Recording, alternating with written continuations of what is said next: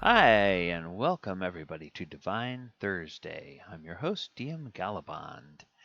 Today is April 30th, 2020, and we are going to be looking at the spell Dawn from 5th edition D&D and its antecedents throughout the history of the game. Alright, so in 5th edition, Dawn is a 5th level spell that basically creates a 30-foot wide, 40-foot tall column of sunlight within a 60-foot range. Requires verbal, somatic, and material components, including a pendant worth 100 gold pieces, and it deals radiant damage. There's a con save to take half the damage, but it deals 4d10 radiant damage if somebody doesn't save. And then, of course, anything that is vulnerable to radiant damage would take double that. So this is a spell that harkens back in previous editions to spells that really are aimed at messing up undead. And the most important two of those spells are from 2nd edition. We have Sunray.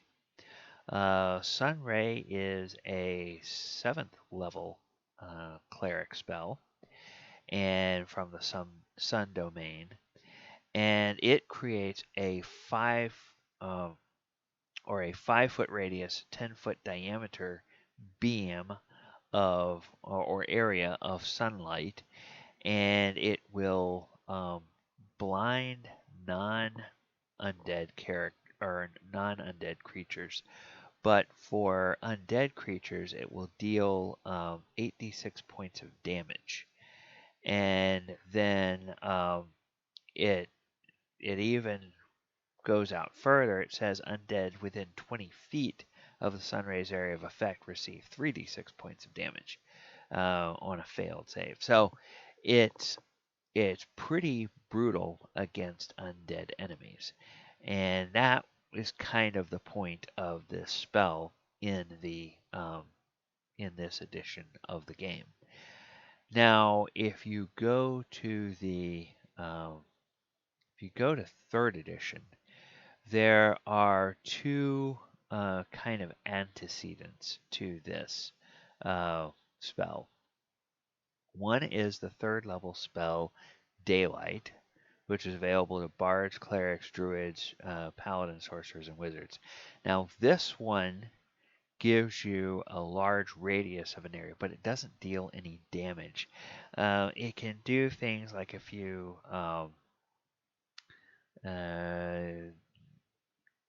despite its name, spell is not equivalent to daylight for purposes of creatures that are damaged or destroyed by bright light. And it won't really even, this one doesn't even really blind enemies in the way that the other spells we've talked about do. But what this one does is this one is extremely effective at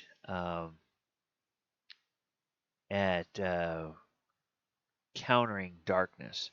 So if there's an area of continual darkness, you move daylight in there, it will suppress the continual darkness as long as the daylight remains in effect.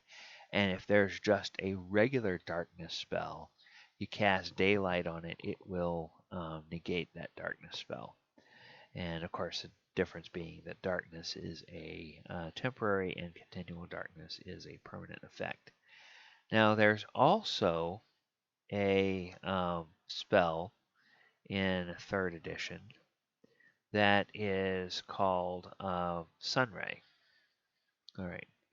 So now Sunray does. Okay. Or Sunbeam, I should say. Sunbeam is a 7th level spell for druids or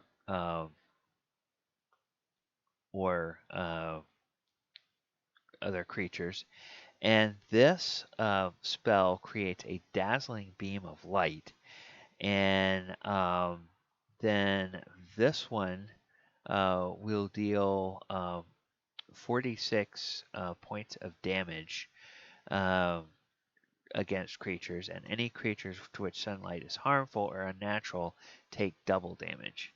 And a successful reflex save negates the blindness and reduces damage by half. And the undead creatures caught within this beam take 1d6 points of damage per caster level, up to a maximum of 20d6. And ultraviolet light generated by the spell deals damage to fungi, mold, oozes, and slimes, just as if they were undead creatures. And then there's a sunburst, and this spell also deals radiant damage in a 80-foot diameter or an 80-foot radius burst, and it it affects every creature and especially undead, up to 25d6 damage, and that one is an 8th level spell. So there's really nothing that is comparable to the uh, daylight spell that we have in 5th edition, where it will give you light and deal damage on an ongoing basis for up to a minute. So this is it's kind of a relatively new spell. This dawn spell is, in terms of how it's actually manifested. A lot of times you'll see where the same spell survives from original D&D all the way throughout the editions, and maybe its spell level changes, or maybe its effects vary slightly. This one, it's like they never have been able to make up their mind exactly what they want a damage dealing spell to be like, and so they keep throwing out different iterations of these spells that do different things.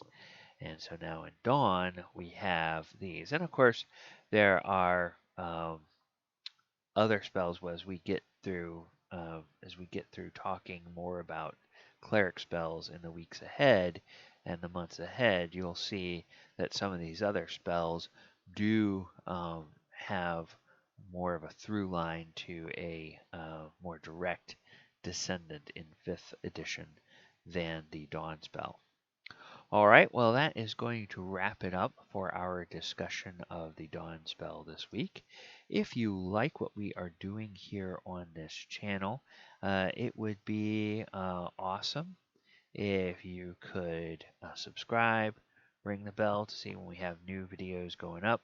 You also browse through the playlists, and you will see that we have different content for each day of the week that goes up, and we also are building up our back catalog of the archives from our Twitch channel, where we have actual play D&D games that are ongoing and running every week.